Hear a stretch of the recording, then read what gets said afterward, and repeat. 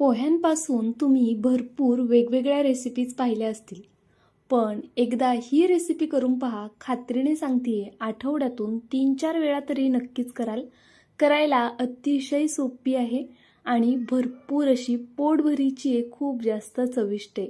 मुलांच्या टिफिनसाठी करू शकता किंवा नाश्त्यासाठी करू शकता. जर अचानक कोणी पाहुणे आले तर नेहमीचे तेच तेच कांदा पोहे करण्यापेक्षा या पद्धतीने तुम्ही ही रेसिपीसुद्धा नक्कीच करू शकता. तर पहा, त्यासाठी काय करायचे आपल्याला, जितक्या प्रमाणात तुम्हाला ही रेसिपी करायची आहे ना, तितक्या प्रमाणामध्ये इथे पोहे घ्यायचे आहेत. आता इथे ही रेसिपी मी 2 जणांसाठी करते, तर त्यासाठी मी एवढे पोहे घेतलेले आहेत. यामध्ये आपण पाणी घालून घेऊया आणि हे पोहे छान असे अगदी स्वच्छ धुवून घेऊया. पोह्यांवरती बऱ्यापैकी डस्ट असते, त्यामुळे पोहे 2 ते 3 पाण्याने छान धुवून घ्यायचे. आपण इतर वेळेस कांदा पोहे करताना पहा चोळून वगैरे धुवू शकत नाही, कारण मग पोहे मोडू शकतात.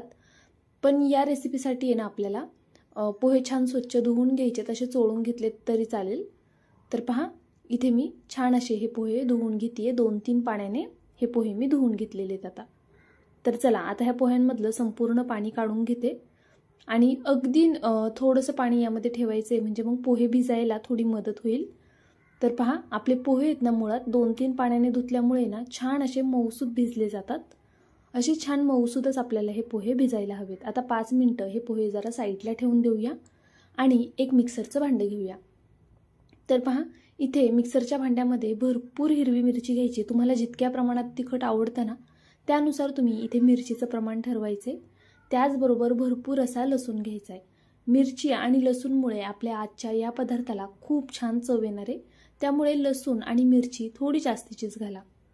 आता त्यानंतरनं अद्रकचा तुकडा घेतला इथे मी, तो कट करून घालूया, म्हणजे मग मिक्सरला बारीक करायला बरं पडतं. जर तुम्ही अखंड असाच घातला ना, लवकर बारीक होणार नाही आणि अद्रक दाताखाली आलं की ते चांगलंसुद्धा लागत नाही.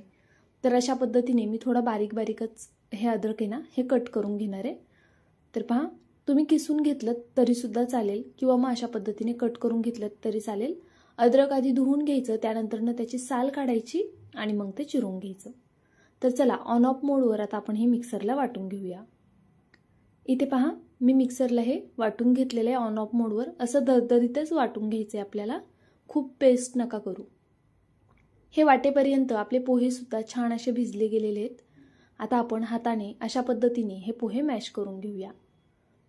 पहा, अगदी अशा पद्धतीने आपल्याला हे पोहे मॅश करून घ्यायचे. छान असे हे मॅश होतात ते. जर तुम्हाला वाटलं की थोडंसं यामध्ये पाण्याची गरज आहे, तर तुम्ही अगदी नॉर्मल पाणी पोह्यांमध्ये घालू शकता. पोहे छान मऊसूत असे भिजले पाहिजे नाहीत. आता इथे मी बटाटा घेतला आहे. आपल्याला बटाटा किसून घालायचा आहे यामध्ये. बटाट्यामुळे या पोह्याला बाइंडिंग छान येईल आणि आपला होणारा पदार्थ खूप जास्त चविष्ट आणि छान लागेल. तर पहा, इथे मी उकडलेले 2 बटाटे घालणार आहे. थोडी मोठी साईज होती बटाट्यांची. जर लहान लहान असतील तर 3-4 तुम्ही घेऊ शकता, पण बटाटा थोडा व्यवस्थितच घालायचा आहे, म्हणजे मग आपला जो पदार्थ आहे ना होणारा, त्याला मस्त अशी बाइंडिंग येते आणि चवीलासुद्धा बटाट्यामुळे हा पदार्थ खायला खूप छान लागतो. सकाळच्या घाईमध्ये अगदी झटपट होणारी रेसिपी आहे. जर बटाटा उकडून ठेवला असेल ना तुम्ही आधीच, तर मग बाकी प्रोसेसला फारशी वेळ लागत नाही. तर पहा, आता हे भांडं थोडं लहान आहे, तर मी याला मोठ्या भांड्यामध्ये शिफ्ट करते.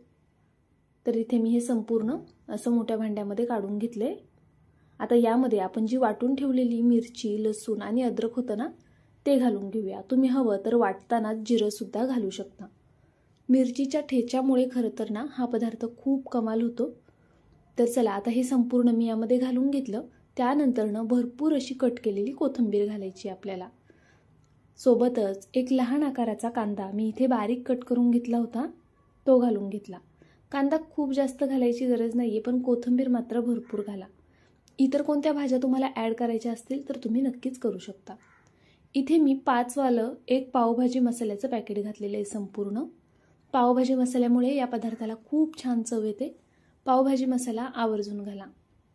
आता मीठ घातलंय चवीनुसार आणि त्यानंतरनं हे सर्व एकजीव करून घ्यायचे. आता पहा, आपण यामध्ये हिरवी मिरची घातली आहे, तर काहींना हाताची आग वगैरे होते, तर त्यांच्यासाठी दाखवते फक्त की अशा पद्धतीने तुम्ही काट्या चमच्याने हे मिक्स करून घेऊ शकता, पण थोडा वेळ जास्तीचा लागेल. आणि जर तुम्हाला मिरचीचा काही प्रॉब्लेम नसेल किंवा नेहमीची सवय असेल, बहुतेक वेळा हाताची आग होते मिरचीमुळे, काय करायचं, यामध्ये हात घालण्यापूर्वी आहे ना थोडंसं हाताला तेल लावून घ्यायचं आणि अशा पद्धतीने हे छान जसं आपण गव्हाचं पीठ मळतो ना त्या पद्धतीने मळून घ्यायचे. संपूर्ण मसाला मिरची सगळं एकजीव झालं पाहिजे आणि ह्याचा छान असा गोळासुद्धा तयार झाला पाहिजे. त्यामुळे पहा अशा पद्धतीने जसं व्हिडिओ दाखवते ना अगदी त्याच पद्धतीने तुम्हाला सुद्धा हे पीठ मळून घ्यायचंय आणि फारसा वेळ लागत नाही. पीठ मळून झालं की लगेचच स्वच्छ असा साबणाने हात धुवून घ्यायचा, म्हणजे मग हाताची जास्त आग होणार नाही. तर पहा इथे मी अशा पद्धतीने छान मॅश करत करत हे पीठ मळून घेते. तुम्ही हवं तर पावभाजी मॅशरच्या मदतीने सुद्धा ज्यावेळेस आपण काटा चमच्याने मिक्स करतोय ना त्यावेळेस पावभाजी मॅशरच्या मदतीने हे आधी छान मॅश करून घ्या आणि मग मळून घ्या. तर पहा ह्याचा व्यवस्थित असा गोळा तयार झालेला आहे. आता हे पीठ मी भिजण्यासाठी फक्त 2 मिनिटं साईडला ठेवून देते, तोपर्यंत पुढची कृती करून घेऊया. इथे त्याच सेम मिक्सरच्या भांड्यामध्ये मी मिरची घेतलेली आहे. त्यानंतर ना भरपूर अशी कोथिंबीर घेतली. जितका पुदिना आहे ना त्याच्या अर्धी कोथिंबीर घ्यायची. तर पहा जेवढी कोथिंबीर घेतली आहे ना मी त्याच्या डबल पुदिना इथे मी घालून घेणार आहे.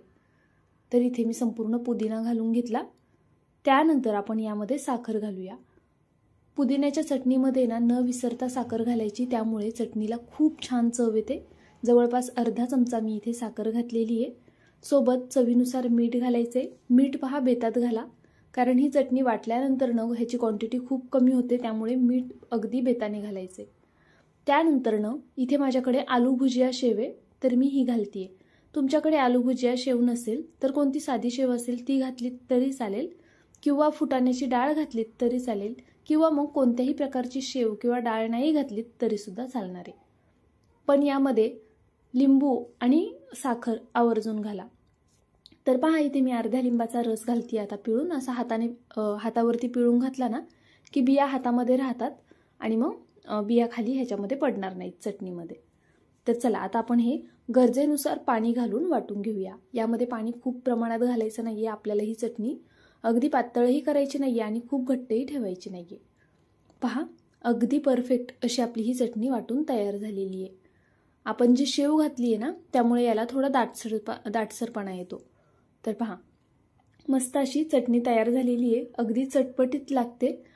ह्यामध्ये ना साखरेची चव, लिंबाची चव आणि थोडा झणझणीतपणा असा बॅलन्स झाला पाहिजे. तशी चटणी झाली ना की मग ती चटणी कशासोबतही खायला अप्रतिम लागते. बरं चला आता चटणी जरा वेळ साईडला ठेवून देऊया आणि पुढची कृती करून घेऊया. इथे पहा मी हा बटर पेपर घेतलेला आहे. जर तुमच्याकडे पेपर नसेल ना तर तुम्ही काय नॅपकिन वगैरे घेऊ शकता, कॉटनचा रुमाल घेऊ शकता, त्यावरती ही पुढची प्रोसेस करू शकता. आता इथे मी बटर पेपर घेतलाय त्यामुळे मी याला तेल लावतीये. पण जर तुम्ही हे घेत असाल, नॅपकिन वगैरे घेत असाल ना, रुमाल घेत असाल तर तुम्हाला तो ओला करून घ्यायचा आहे. जसे आपण नेहमी धपाटे करतो ना अगदी त्या पद्धतीने आपल्याला ही पुढची प्रोसेस करायची आहे. पण यामध्ये काळजी घेण्यासारखी एक महत्त्वाची गोष्ट आहे जी मी तुम्हाला पुढे सांगते. तर पहा आता इथे मी याला छान असं गोल करून घेतलेलं आहे हातावरती आणि आता आपण हा एकसारखा असा थापून घेऊया. आता हे थापत असताना एक काळजी घ्यायची की हे खूप जास्त पातळ नाही थापायचं, थोडंसं जाडसरच ठेवायचं आहे आपल्याला. म्हणजे आपली जशी भाकरी असते ना त्यापेक्षा थोडंसं जाडसर. तर पहा मी इथे एकसारखं हे सगळीकडून असं थापून घेणार आहे, पण थोडं जाडसर ठेवणार आहे. तर इथे अगदी पटपट हे थापून होतं. आणि हां, गोल एकसारखा होणार नाही कारण यामध्ये आपण पोहे मॅश करून घातलेले आहेत. तर शक्यतो पोह्यांचा कोणताही पदार्थ असू द्या तो असा साईडनी थोडासा सुटला जातो. जर तुम्ही पोहे मिक्सरला फिरवून घेतले असते ना तर मग तो असं साईडनी सुटणार नाही. पण आपण अगदी सोप्या पद्धतीने आणि पटपट करायला घेतलेलं आहे हे. आणि पहा तुम्ही असं हाताने एका साईडनी छान असं व्यवस्थित गोल याला आकार देऊ शकता. तर इथे आपलं हे छान थापून झालेलं आहे आणि पहा मी थोडं जाडसरच ठेवलेलं आहे. हे जाडसर ठेवण्याचं कारण सुद्धा मी पुढे तुम्हाला सांगणार आहे. तर पाहू शकता इथे आपण पॅन गरम करण्यासाठी ठेवलेला, यावरती हे थालीपीठ घालून घेऊया आणि याला छान असं एका साईडनी होऊन देऊया. आता गॅस मीडियम ठेवायचा, मीडियम फ्लेमवर ह्याला छान होऊन द्यायचं. मी इथे तेलाचा वापर करते, तुम्ही तेलाऐवजी बटर किंवा तूप सुद्धा लावू शकता. आता आपल्याला हे लगेच पलटी करायचं नाहीये, खालची साईड छान खमंग होऊन द्यायची, त्यानंतरच ह्याला पलटी करायचं. नाहीतर मग काय होतं, हे पोह्याचे पटकनी तुटू शकतं. आपण यामध्ये कोणत्याही प्रकारचं पीठ घातलेलं नाहीये, फक्त पोहे आणि बटाटा आहे, त्यामुळे हे तुटण्याचे चान्सेस असतात. हे पराठे किंवा धपाटे करताना लहान लहानच करायचे, जसे मी आत्ता केलेले आहेत. खूप मोठा करायचा नाही, नाहीतर मग पलटी करताना तो तुटू शकतो. कधीही व्हिडिओ संपूर्ण पाहत जा. मी पुढे बऱ्याचशा टिप देत असते. बहुतेक वेळा आता समजलं की चला धपाटे करायचेत म्हणून मग व्हिडिओ सोडून जातात आणि मग करताना तुटला वगैरे की मग म्हणतात अरे रेसिपी फसली. तर पहा, अजिबात तुटलेलं नाहीये. खालची साईड मीडियम फ्लेमवरती छान होऊन द्यायची. मोठ्या गॅसवरती हे पराठे भाजायचे नाहीयेत, त्याला चव तशी येणार नाही. अगदी बारीक गॅसवरतीच हे भाजून घ्यायचे. पहा, तुम्हाला गॅस दिसला असेल आता किती लहान होता. तर असा बारीक गॅसवरच ना आपल्याला हे भाजून घ्यायचे, दोन्ही साईडनी छान खरपूस खमंग होईपर्यंत. आणि लहान लहान करा, जाड ठेवा थोडंसं, म्हणजे ते अजिबात तुटणार नाही आणि खायला सुद्धा खूप जास्त चविष्ट लागतील. बरं, हे धपाटे किंवा पराठे थंड झाल्यानंतर सुद्धा छान लागतात. म्हणजे असं काही काही पराठे असतात ना की जे गरम खायला छान लागतात, पण हे थंड झाल्यानंतर सुद्धा तुम्ही खाऊ शकता, एवढे छान होतात. तर पहा, इथे मी साईडला थोडीशी चटणी घेते आणि आपला दुसरा पराठा होतोय तोपर्यंत मी इथे तुम्हाला हा पराठा दाखवते. अप्रतिम होतात. पोहे आणि बटाट्यापासून केलेले हे पराठे एकदा नक्की ट्राय करा. केल्यानंतरनं प्लीज मला कमेंट करून कळवायला विसरू नका तुम्हाला माझी ही रेसिपी कशी वाटली, तुम्ही करून पाहणार की नाही, आणि केल्यावरती मला सांगा की ताई आम्हाला ही रेसिपी आवडली किंवा नाही आवडली, किंवा यामध्ये जर काही वाटलं असेल तुम्हाला कमी जास्त तर ते सुद्धा सांगत जा. तुमचे काही सजेशन असतील ना तर ते सुद्धा मला कमेंट बॉक्समध्ये देत जा. मी सगळ्यांच्या कमेंट वाचत असते, फक्त प्रत्येकाला रिप्लाय करणं पॉसिबल होत नाही. तर पहा, इथे चटणीसोबत आपण हे एन्जॉय करू शकतो, किंवा मग तुम्ही चहासोबत सुद्धा घेऊ शकता, किंवा केचप मेयोनीज सोबत सुद्धा हे खाऊ शकता. अगदी काहीच नसेल तरी आपण यामध्ये भरपूर प्रमाणात मिरची घातली आहे, त्यामुळे चटणीचीही गरज पडणार नाहीये. बरं चला, लाईक करा, सबस्क्राईब करा. बाय.